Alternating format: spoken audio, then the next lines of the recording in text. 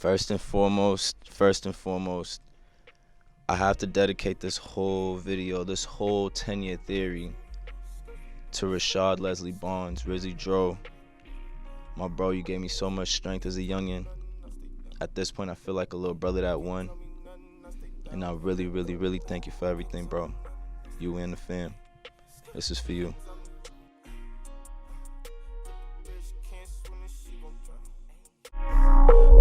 You can't tell me nothing, I stay down. You can't tell me nothing, I stay down for that comment.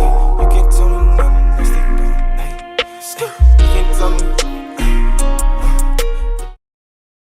Alright, man. So, this is my 10-year theory, you know? We started Museum TV in 2014, and we started off as literally just a photo contest. Like, this whole 10-year theory was literally me not knowing what I was about to get myself into. Like, I didn't know what this 10-year theory was going to yield at all. Like, I could not have told you. But I know that I was going to work hard as hell for 10 years, and I knew that something would come out of it. I didn't know what would come out of it, but I knew something would come out of it. Skating through the South Shore, doing like 80. New shit crazy, new wrist brazy, new whip brazy. Free my niggas say, fuck 12, man, this shit is getting crazy. Just another day, we still tryna get this paper.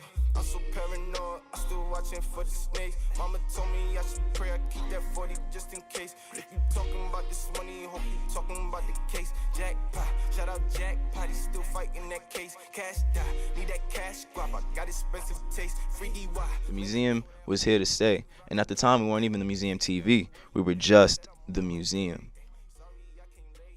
I mean, 2015, like... 2015 was even crazier than 2014 because we upped it. We went from just being the photo contest to being the Museum TV, which is then we focused heavily on the interviews. We focused heavily on performances. We focused heavily on promoting people's music videos. We were almost cranking 12 interviews a month easy. Like that's how much of a crackhead I was at that time. Like, I could not be moving the same way right now. I'm gonna be completely honest, but that's how much we were on it. Like, yo, we made a great splash with the photo contest, but we knew that wasn't enough. Man, we had Joyner Lucas that year. We had you guys know him as Brad Hampton, but we had Carlton Mars there at the time, and he coined the new Boston phrase that went crazy for the city at the time, and it was amazing. But an inch a day, man, an inch a day for real. Like it was really just one thing after the other, and it's just a continuous build.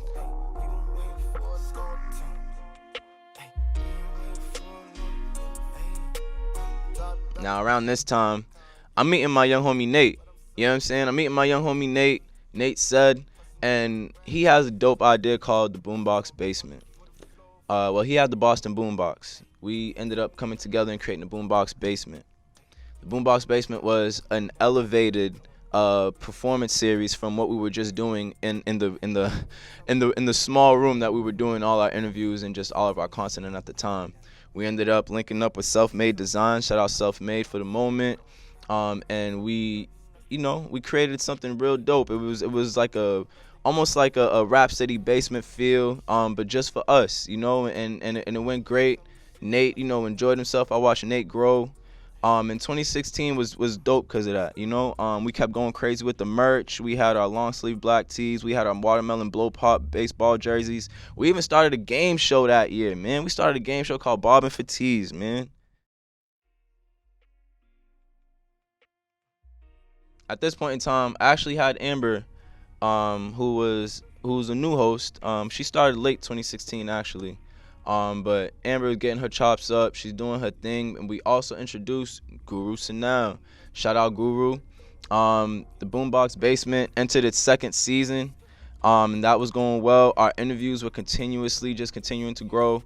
I watched the girls, you know, not do any interviews to becoming, you know, seasoned interviewers, you know, so that was fire to watch. We ended up in Pawtucket as well. Ended up interviewing Jay Critch there. That was dope. That same year, I went down to Florida. I was at Dollars and Deals. Kodak Black had just signed his deal, so you can just feel the energy down there. You could feel the energy. It was crazy. Outside of that, you know, shout out Jammin', shout out Pup Dog and E Double. They walked me into an interview with Ty Dolla. That was fire. I started honestly trying to figure out just like what's really continuously stopping this whole Boston thing from moving forward. So I started asking questions. I started looking for the big homies. Where y'all at? Where y'all at? Who I find first? But my God, Dart Adams. Dart Adams sits down with me at Slade's. We busting down some chicken, man, and just talking about what's the disconnect between the youth and the older homies. Jackpot, shout out Jackpot, he's still fighting that case. Cash die, need that cash guap. I got expensive taste. Free DY, man, I told that hoe to meet me round the way. Hey, they say Scully, where you been? I said I'm on my way. Hey, sorry, I can't lay. I was waiting on the play. No more waiting on this money, man. I had to go and take. It's 2019 now. 2019 was probably my most difficult year because I genuinely felt like I just had the least amount of support. What did keep me going though was just trying to create, even though I just felt so beat down. We started 100 Minute with TMTV that year. That was another game show that I came up with. My man Herb Gotti was hosting it, and we wanted people to just name music, man. Like we wanted, the people that just go home and go work to know about what was going on. They needed to know about a Stiz. They needed to know about a D the Flies. They needed to know about a Hefe Replay. Like that's the type of time we was on. The window seat, probably my best idea at that time, easily. Shout out 523. They was out in Rosendale, gave us an opportunity. My homegirl Koya, my homegirl Sean Nayman, salute to y'all.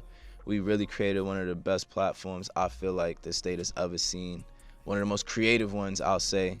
And we did that. We definitely did that. The Big Panty, 2020. Yo, I have never seen such a bizarre year, and I'm sure you guys are on the same type of time. But man, I personally wasn't about to stop the content flowing, especially after I got out of my, my mental rut. It's like, nah, a penny ain't gonna come right after I got out of a mental rut. So I kept things going. I obviously had to be careful, you feel me? But I started the Blackout series, which is a new freestyle series. That was dope. I ended up, flights was hella cheap at that time, so I ended up making moves too. I ended up flying down to Atlanta, got up with Drumma Boy, got up with Willie the Kid, my favorite lyricist ever. Literally, life was complete at that point. And yo, like, to top the year off, I ended up with a cover on DigBoston. DigBoston blessed your boy with a cover. 2021 comes around. I'm riding the high off that DigBoston cover. Still fire. Everybody still congratulating me, and I appreciated it. But I'm like, yo, I gotta keep it pushing. That year, we did some on-the-go stuff. We went to La Tienda, connected with the young homies over there that are doing amazing for themselves and amazing for their community. Needed their story. That was dope. We did a music video giveaway. That was fire.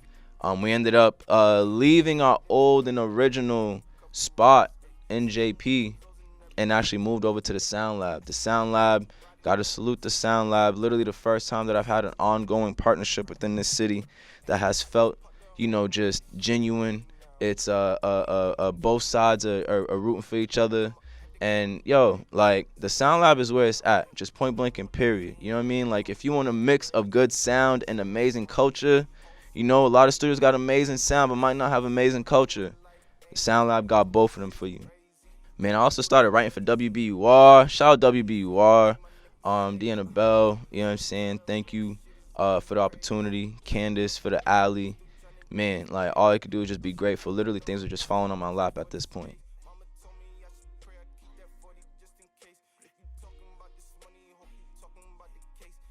It's 2022. The testing lab is born. The testing lab is literally probably one of the most productive platforms that I've ever seen in this state. And I'm not just saying that because I created it. Literally because I created it to be the most productive event in this state. The most productive ongoing event in this state. We link bi-weekly. Definitely pull up to the testing lab if you haven't been. But it has honestly created this, creative family, just by us honestly just always showing up. Man, the last lap, y'all. Look, 2023 was one of those years where I'm like, yo, I gotta go big. It's the last year, I gotta go big. So that's what I did. I flew out Chavo to be a guest panelist on the testing lab. We had guest panelists all throughout the year. Key, Chavo, Oompa, Khalif, Cyrus the Shield. Yo, we was going crazy. 2023 was a great close off. And man, like, I just want people to understand that all of this started from just us wanting to help. All we wanted to do was help. That's it. And here we are, 10 years later. Yo, I appreciate everybody kind of going through this roller coaster with me. No funny. I know I was kind of all over the place. I know I was talking fast. But yo, it was 10 years and 10 minutes. And I had to do it in this manner to try and squeeze in as much as I could in terms of the story. But yeah, man, I hope y'all enjoyed. It's the Museum TV. We are Boston's premier vlog. We're exhibiting the culture stories. Yo, we've been here since 2014, y'all. It's 2024. And you know we're going to keep it going. That's a fact. Thank y'all for watching this video. Thank you for tuning in with me. Yo, we're going to keep this show going.